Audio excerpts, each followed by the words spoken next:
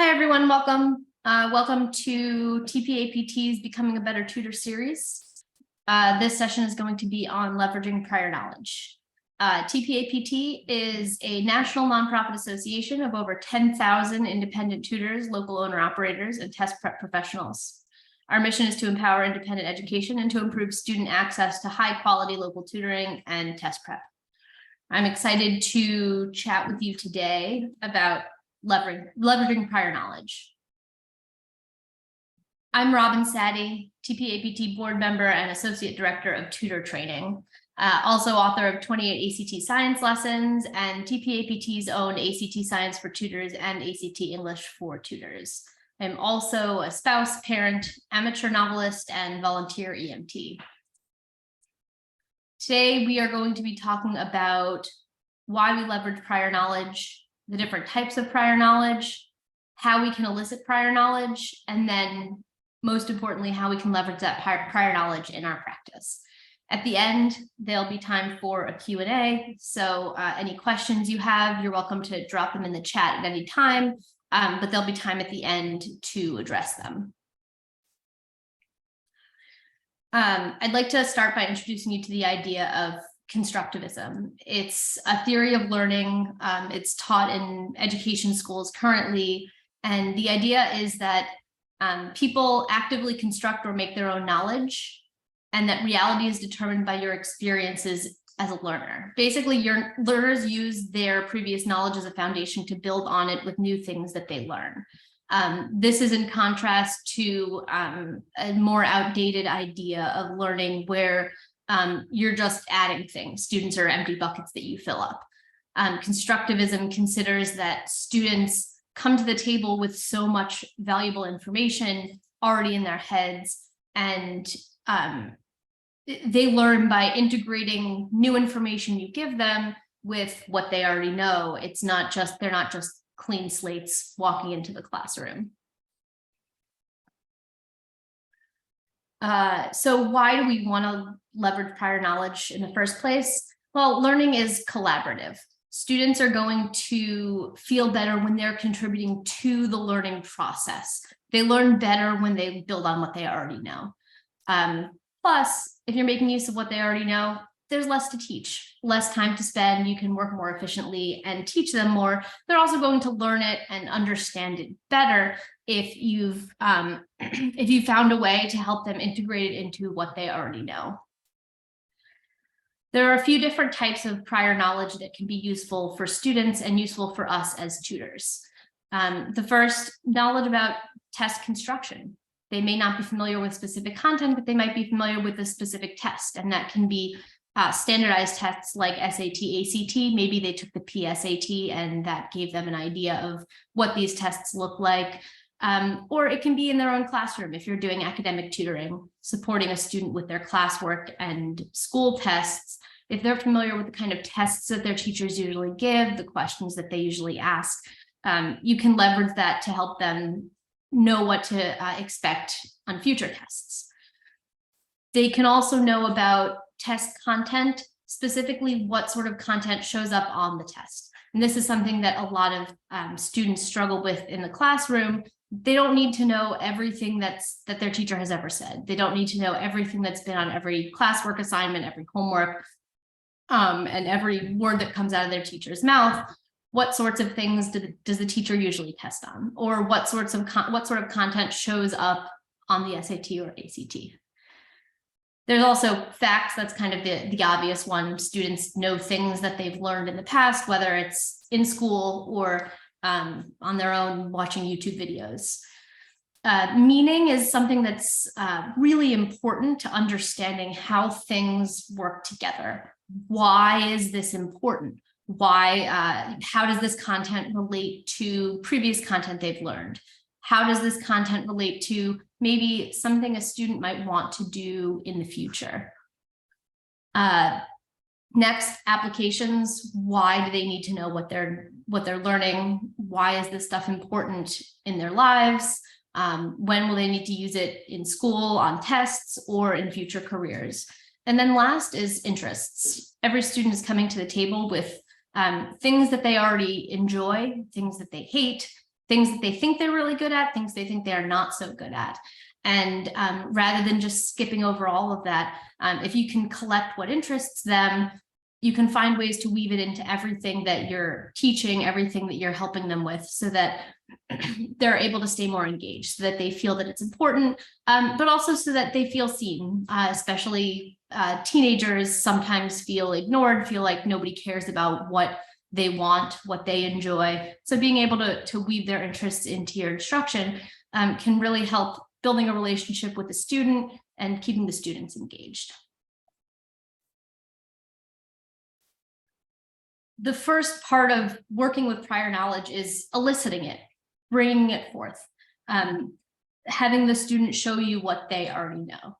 Why do we want to do it? We want to know what's already there so we can build on it. It also helps students feel like they're contributing to the process. If you can say to a student, what do you know about this topic? And then build on it, then they can feel like they're a part of the learning. They can feel like you're teaching them. You've tailored your instruction to the individual student. You're not just giving them a boxed lesson. They're not just watching a video recording. They feel like they're part of it, and this is what they need, the best use of their time. And then it can also help you identify the next step. And I've mentioned the zone of proximal development. I've spoken about that in some of my other trainings. The zone of proximal development, in short, is the idea that students know or are able to do a certain set of knowledge and skills and strategies, and we want them to be able to do a certain amount of skills, strategies. The zone of proximal development is the next step, something that we can get them to next, so that eventually we can get them all the way. If you push them too far right away, it's discouraging. They may not be successful. If you don't push them hard enough, it's going to get boring. They're not going to make a lot of progress. The zone of proximal development is the right next step for them, which you don't know unless you know what they already know. A few good ways of eliciting prior knowledge: direct questioning. Ask them, what do you know about triangles? Or what do you know about commas? This is, it's direct. It'll help you get information quickly from the student about what they know, assuming you've built a relationship with the student where they're comfortable telling you what they already know. Sometimes it takes a series of questions and prompts to get some information. Sometimes students are going to lean on, oh, I don't know anything, or yeah, I know everything about that, but they're not able to verbalize it, which means maybe they don't know it well enough to use it. The next way to elicit prior knowledge is self-reflection. Have a student prompt themselves. They lead the conversation about what they know. And this is something that students are probably not just going to do on their own, but if you can model self-reflection for them, either look at a question and say, hey, this is what I know about the topic, and here's how I'm going to use it, and then ask them to do the same. Eventually, you may have students who, when you're going over work with them, they start doing this on their own. And that's actually an important process in learning anyway, because it helps them figure out what the next steps are, and they can take even more ownership in the process. And then the last is assessment. Give them a worksheet. You can get a pretty good idea of what they know on the topic or how they're able to handle certain test formats. So here are some examples. I pulled some examples from an old ACT to talk a little bit about specifically what you might do. Here's a question. They're asking students to do some work with a parallelogram. They're asking for angle BAD, which is the upper left corner of this parallelogram. And the question actually looks a lot more complicated than it needs to be. So a series of direct questions to figure out what a student knows about this. You could ask about the test, you could ask about the content, you could ask about the question. You could say, what sorts of questions does the ACT ask about parallelograms? Or what do you know about geometry? What do you know about parallelograms? What do you know about angles? Or it can be something like, what do you think they're asking here? What sorts of things do you notice? What do the answers look like?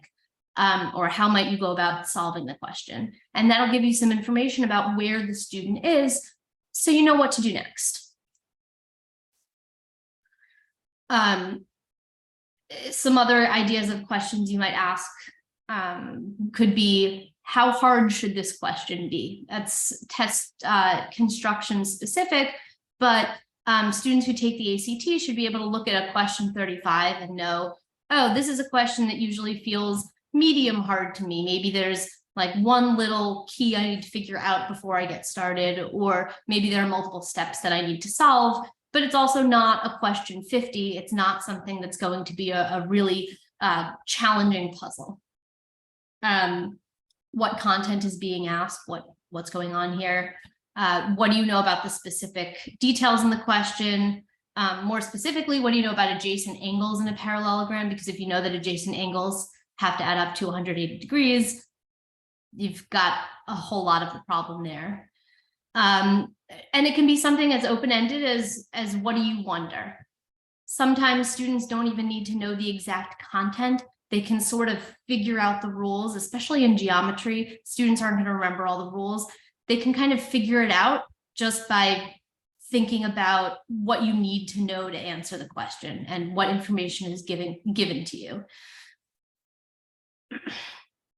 Here are some ideas of using self-reflection to elicit prior knowledge.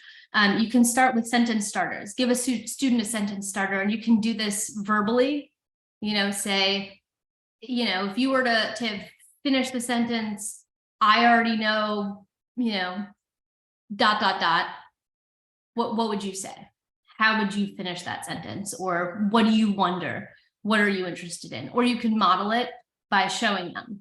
I already know this, given the information in the question. What do you already know? And by modeling self-reflection or prompting them or both, you might be able to encourage them to start doing this on their own and sharing the information that's in their head with you as you go. Eventually, you might not even have to prompt them. And then here's how you might elicit prior knowledge using assessment. You could ask them content-specific questions. For example, relating to the previous example, you might give them some practice questions about geometry, about parallelograms, about angles. It could be test-specific questions. It could be, questions 30 to 40 on another ACT to see where they're doing, how they're doing with that difficulty of question. It could also be varied questions where you're showing them lots of different areas to see not only do they know the content, but are they able to pick which skills they need for a certain question, which is something that a lot of students find difficult because they don't get that in school. In school, you learn something and then you have a test on that. And then you learn something else and then you have a test on that. And students are not given a lot of opportunities to go through the process of figuring out what you need to know to answer a question. So offering them variety can help you see how comfortable students are with identifying what skills and content they need for a particular question. And then lastly, open-ended, you could give them open-ended questions. Doesn't have to be multiple choice. It could be, here's a problem, what would you do? Or even, here's a parallelogram with some angles filled in. What other information can you fill in? And that requires a little bit more skill than multiple choice because students can't necessarily look at the picture and guess what the angle is just based on looking. They need a little more information. They need to figure out what they need to know and what they need to do. There's a little bit less prompting there. So here are a couple of different examples. There's a grammar example and then another math example. Take a moment to look through these questions, whichever one most applies to your practice or both. And then I'll share some ideas about how you might elicit prior knowledge for this. So just take a moment to read through it.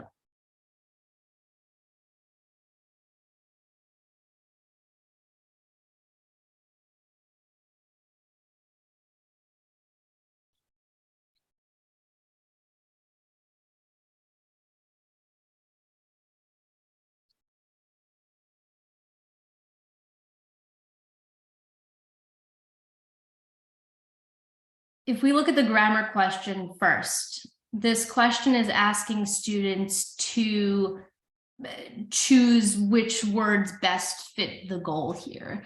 And there are a lot of ways that you could ask students questions to figure out what they know. This question requires students to carefully read the question and figure out what the test is looking for, first and foremost. And so that might be a question you could start with. What are they asking for here? What do you need to know?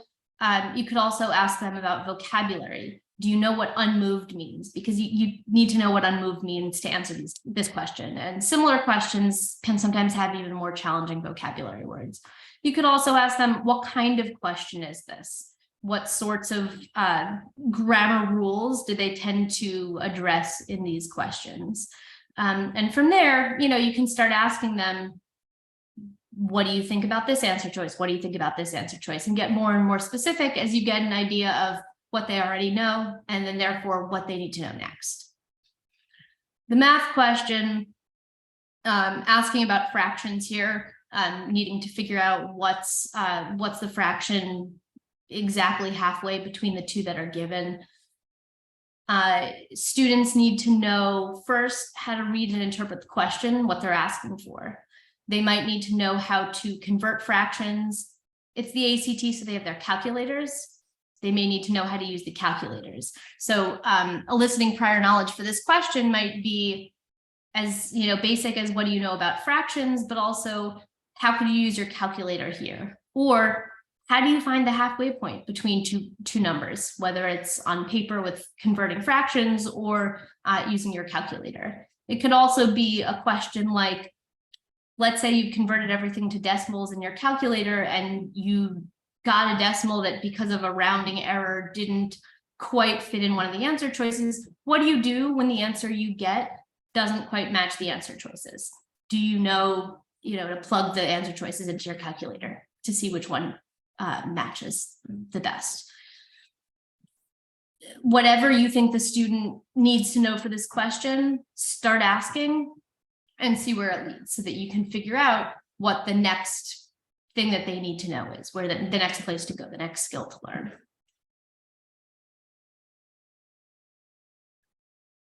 Once you've elicited prior knowledge, then you get to the fun part. How do you leverage prior knowledge? What can you do with this to make it useful, to make your time more efficient, to help you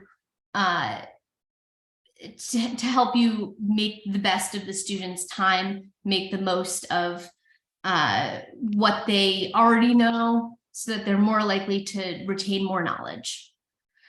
You can connect it with their personal interests, connect to experiences, things they've done, things they've seen.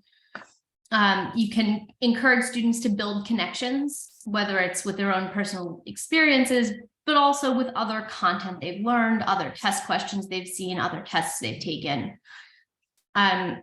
You can add necessary information. You may find that a student is missing a simple fact, a definition, a formula that'll help them. You can connect the content to test construction. So take what they know and connect it to the test, or connect test construction to content, go in the reverse. See what they know about tests and see how they can use that to infer what content they need to know for it. And I'll share some examples of how you can do each of these things. So first, how you might connect to personal interests. You're going to want to incorporate their personal interests, as I mentioned before, to help keep the students engaged, make them feel listened to, make them feel like you're giving them a personal tutoring session that's there to help them, the best use of their time, help them feel like you're invested in their progress.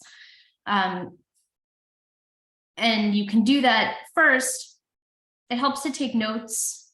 I like to do a quick interview when I first meet a student, ask a little bit about their interests. Are they in any clubs? Do they do any sports? What are some things they like to read or have liked to read in the past? And I just jot down a couple of notes. I tend to forget these things, and it's nice to have it in a spreadsheet open in front of me when I'm working so that I can easily retrieve that information and quickly. You can also take notes during a session. If a student happens to mention they didn't get a chance to finish their homework because they were busy with a cheerleading competition. Make note of that. You can pull it up later. As for using this knowledge, you can use it in relevant metaphors. Let's say you're trying to explain a science concept to a student. You might be able to take their experience as a football player to help them understand a specific concept in physics. Use that as an example, as a metaphor. You can use their interest in video games to help them, to help explain how a particular rule or law or process works.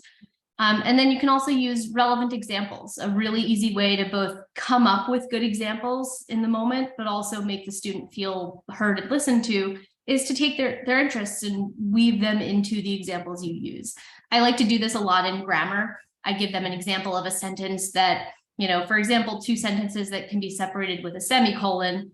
I might use sentences about cheerleading or football or whatever they've mentioned in the past that they've liked.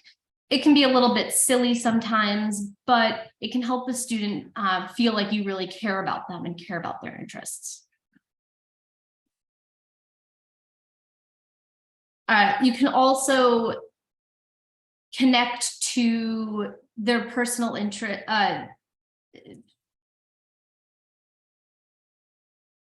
Here are some more examples, sorry, about how to connect to personal interests. I think I mentioned these, sorry. You can also consider their reading preferences. If they enjoy reading, that's great, and you can help them find ways to enjoy what they have to read on test passages. Even if they don't enjoy reading, they've probably enjoyed reading a book at some point in their life, and helping and understanding what they enjoy and what they've enjoyed about those books they've read in the past can help you find what in the text in front of them they might enjoy or find interesting, or even how to interpret it, and teach them how to do that in the future so that they can stay more engaged with some of these really dry or dense or boring standardized test passages. You can also use their professional goals as motivation for learning skills. If a student says they want to be an engineer, you can bring that up when it feels like they're getting discouraged in math. You can use it to help keep them interested in something that they might not notice is actually really relevant for what they're going to need to know in the future. So this example is leveraging prior knowledge to keep a student engaged, but also it can help them directly on the test, connecting to the text or learning some grammar rules with examples. You can also use their own personal experiences to help them learn more, integrate the abstract geometry concept in a question to something they've done personally. Maybe they see an angle, it looks like the angle that's the corner of their table, they can recognize it as a right angle if they're not really comfortable with the abstract concept of a right angle. If you want to help students connect to their own personal experiences, it helps if you reflect on how you connect to the content. What does this make you think of?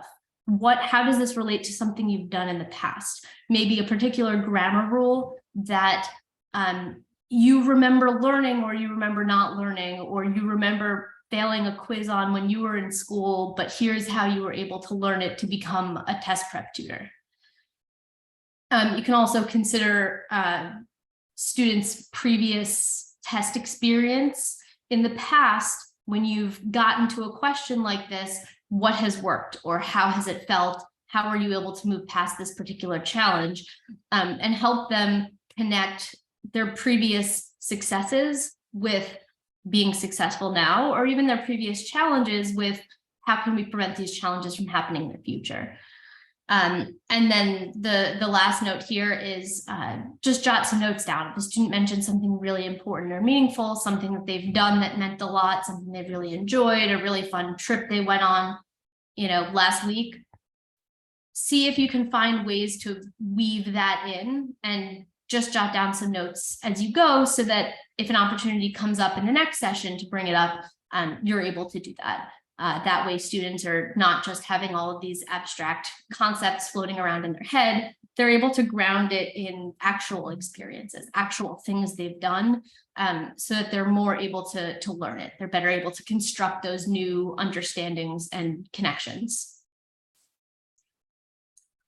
This is an example of a question that a lot of students struggle with because it has some vocabulary words that are particularly challenging. Most students are not going to be familiar with all of these vocabulary words on ACT Science. The question asks students, they need to identify whether a particular species gets its energy from cellulose or cholesterol.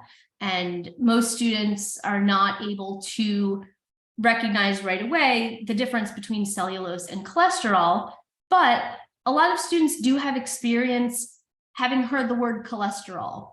Maybe you've heard that high cholesterol is bad. Maybe they've heard that if you have high cholesterol or want to avoid high cholesterol, you might want to eat less red meat and more vegetables.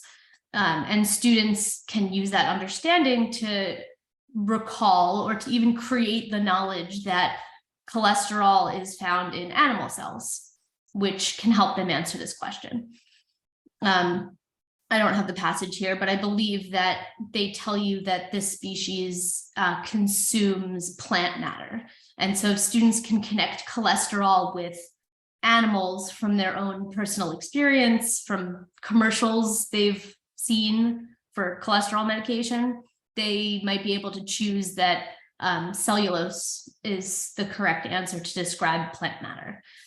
It's kind of a silly connection that a student might never think relates to the test at all, that they might never even remember having seen or heard or know. But if you can pull that information out that they have, not only are you helping them learn that skill and maybe even remember these vocabulary words in the future, but you're also modeling a process of calling on their own prior knowledge and leveraging their own prior knowledge to help answer a question, so that next time something like this comes up where they really haven't heard the words before, they might be able to make some connection that helps them figure out an answer.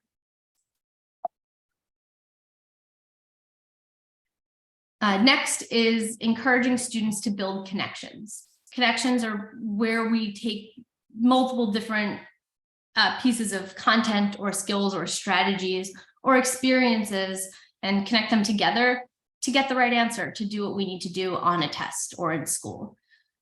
And you can do that by modeling the connections for them. You can say, hey, I know this and I know this, here's what I think, so that they can see what it looks like. Or you can prompt them to build their own connections. You can ask questions like, what do you already know about this topic?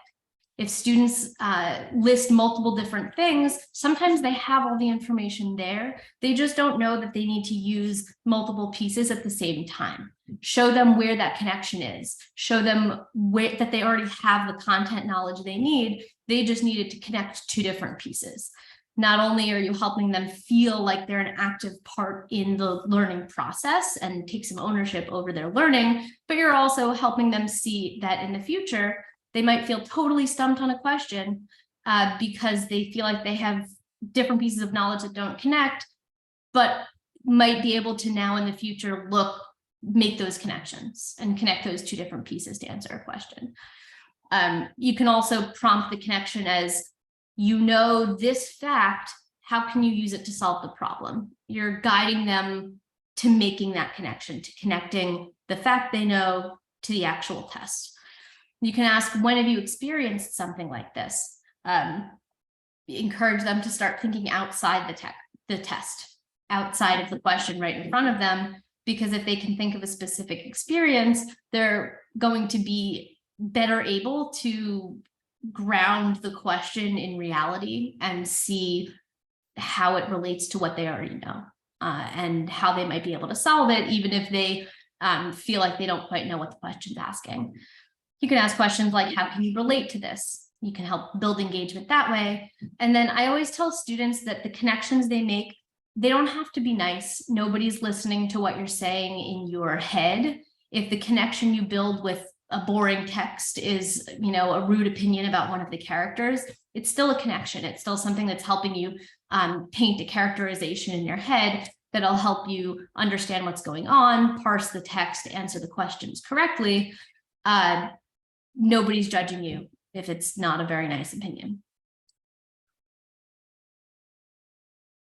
Once you've collected this information, and I know that I've been kind of bouncing back and forth between how to get the prior knowledge out of the students and how to use it in your practice, add necessary information. And by that, I mean, don't just teach a lesson, teach what the student needs to know next. Look for that zone of proximal development. Look at the next step that the student needs.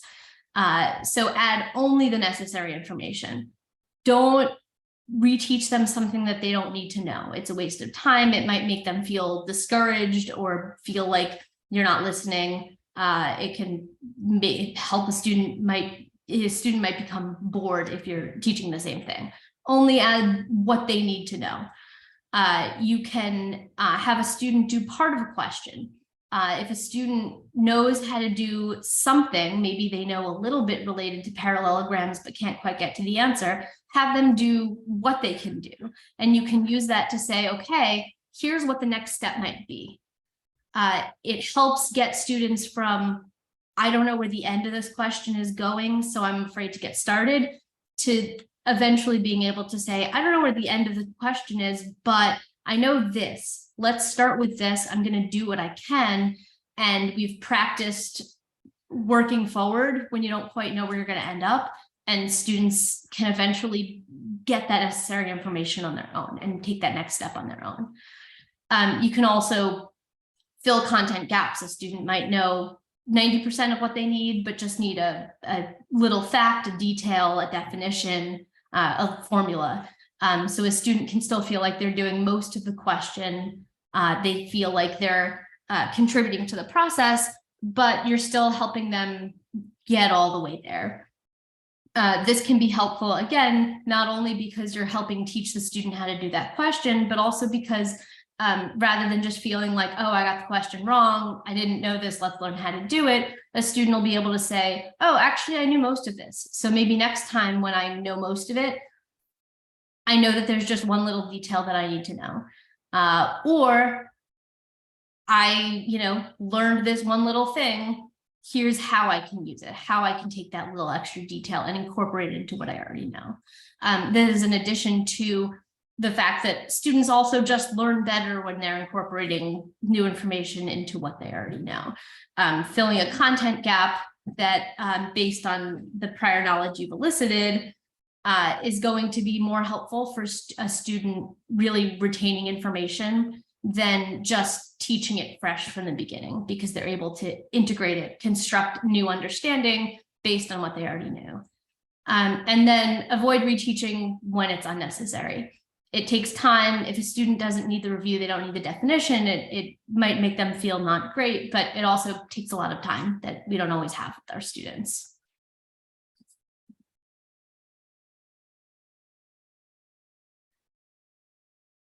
The last two parts of this, connecting content to test construction and connecting test construction to content, is something that comes up a lot in test prep.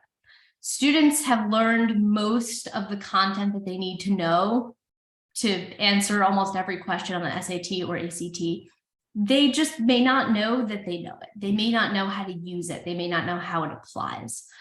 And so if you're going to connect content to test construction, think about what they know. Think about how they can take what they've learned in school and apply it here. It's taking the content and connecting it with the skill.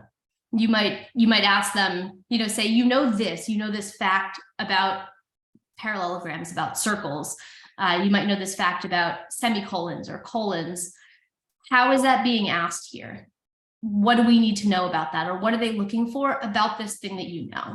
It helps give them confidence, but it also helps them connect this particular type of question to what they already know, so that they're more able to answer a similar type of question next time, and possibly even make those connections on their own in the future to different types of questions that relate to different content they already know.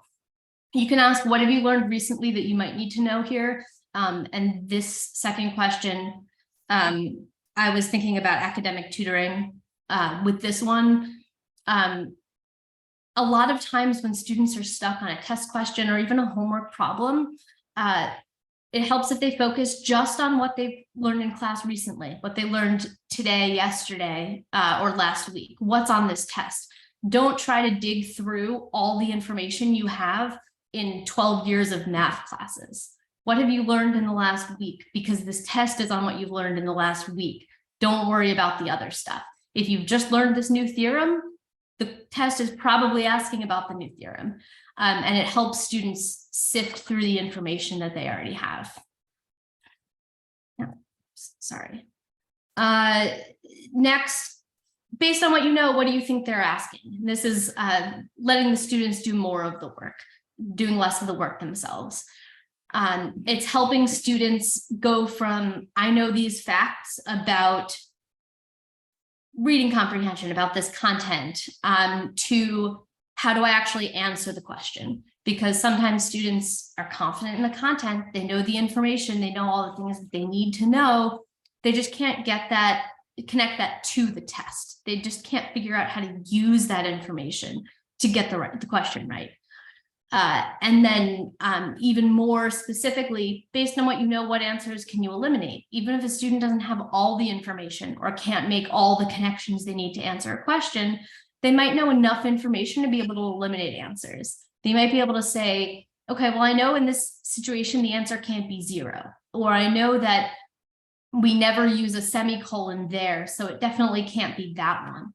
And this can help students, even if it doesn't get them to the right answer, you're helping them take what they know to get most of the way there, take what they know to eliminate answer choices so their chances of guessing correctly are improved.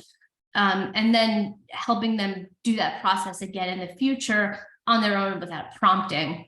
I don't know the answer to this, but I do know this detail about this content, so I can at least eliminate some answer choices. It gives students some motivation, encouragement. It helps them feel more confident, but it also helps them answer questions correctly and feel better overall going through questions, even if they don't quite know the right answer 100%. And then the last idea for leveraging prior knowledge is actually doing the reverse. Connect test construction to content. If a student knows the test or is familiar with their teacher's style of questioning, familiar with SAT type questions, but doesn't quite know how it connects to the content they've learned, they can use these skills in the opposite direction to help them get questions correct.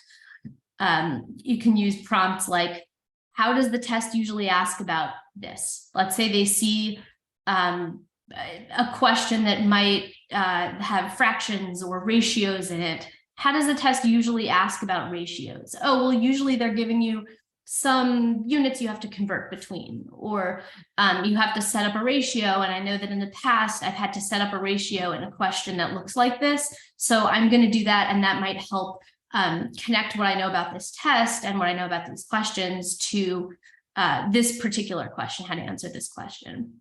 It could be, how does your teacher usually ask about this sort of content? It can help them figure out what the question on the test is actually asking them to do, rather than just saying, I don't know what's going on here. I know what I'm supposed to know. I know how tests work, but I don't quite remember how it connects to what I have to know about it. How hard should this question be? Questions on standardized tests, at least, tend to be in a pretty predictable level of difficulty at various points on the test, and that can help students know what they need to do. If it's question number 3 on ACT math, you're probably not going to be setting up a system of equations and solving for it. So if that's what you were thinking, maybe you need to switch gears. Maybe the question is actually asking something else. And so understanding how hard it should be can help a student figure out where to go. Or a student, in a 10th grade geometry class might know, okay, the teachers the teacher asks questions, where we have to write a proof, and usually the proof has 4 or 5 steps. So if you're writing out a plan that has 8 or 10 or 12 steps and you're still not quite there at the end of your proof, maybe you're going about it wrong. So use what you know about the test, about the question difficulty, to help steer where you're going. And by prompting students to do this, by modeling this for them and showing them how to do it, you're helping them be able to do it on their own in the future. You can also ask, what can you infer based on how the question is asked? Sometimes the question might add in a vocabulary word or an extra little fact or detail or number that a student might not have thought to use, and they might not have thought to look back in the question or notice something weird about the way it's presented to help them answer it. Show the students how to notice those weird things, because even if they don't know the specific content or know exactly how to answer the question, if you can have them connect those weird things with skills they do know and are comfortable with. Oh, I know that when I see, that weird detail in a math question, the way it's asked, I know that they're probably asking me to use this particular skill. You can have the students pick up those cues on the test, on the questions, to answer the question if they might not have been able to understand it if they were looking at the question more holistically. And then the last idea is, why would the test include this detail? That's connected to the previous one. Sometimes a test includes an extra little detail, like an ACT science passage might have a sentence that feels really out of place in technical writing. Why do they have that? There's probably going to be a question about it. Or when students are reading passages on SAT or ACT, that seems like a really specific detail, or that seems like a really important transition. Have students notice those so that they can connect those to what they already know or what they've already read, so that when they get to the questions, they're able to predict what the question's asking because they remembered that detail. They remembered that unusual sentence or that weird punctuation or that sentence that didn't seem to fit in with the rest of the passage or the rest of the test. If students are able to do this, again, we have sort of like a double benefit of, first, being able to help students get to an answer on their own, even if they don't know right away how to do it, just based on what they know about the test. But you're also helping them model that skill in the future so that they might be taking a professional certification exam years down the line, but remember, oh, wait, I noticed that weird thing, and I remember learning about that in my SAT tutoring. Maybe they're asking about that. Maybe that's a hint to how to solve the problem and how to connect that to the content that I know and feel confident with, but don't quite know how to apply it in this particular case. And we're helping students build those skills. So I've just thrown a ton of ideas about prior knowledge, the different types, why we might want to use it, how to elicit it, and how to incorporate it in our practice. In summary, we leverage prior knowledge to save time, to help students learn better, and to help students feel more effective. If students feel more effective, they're going to be more motivated to work hard, more motivated to persist when it feels hard, but also just feel better about the tutoring process, about the test prep process, about the test taking process. Students can have all sorts of prior knowledge. It can be about the content, it can be about the tests and the way the tests are written, and it can be their own personal interests. And all of these are important, and all of these are tools that we can use and that we can help the students use and teach them to use on their own. Ask students what they know, or encourage them to tell you on their own, encourage them to reflect. Figure it out, have them share. We can't see what they're thinking. We are not mind readers, although that would make teaching a lot easier. And so we need them to tell us what they know. Figure out what sorts of questionings help your students feel more comfortable so that you can eventually encourage them to do this on their own and share the information without prompting. One day you may have a student pull up a question they got wrong, and they can go through this whole process on their own, and you can just sit back and watch them do the work. And then the last part, but the most important part, is connect what they know to what they need to know. That's going to help them learn the information integrate it into what they know and retain it better. Learning happens better when students are integrating information into their own previous experiences and what they already understand about a topic. But you're also then helping them learn more in the future and to take test questions as learning opportunities to learn more about the test and the content so that they can learn more as they go and they can better demonstrate what they know and perform the skills that a particular test is asking them to do. Questions or thoughts or ideas? If anyone has any ideas of when they've used any of these in their practice and would like to share with the group, I'd love to hear them, or any questions. That was great, Robin. Thanks. So folks, if you want to ask questions, you can unmute or you can put them in the chat and we'll be able to see them. You don't have to ask questions, but if you have them, please feel free.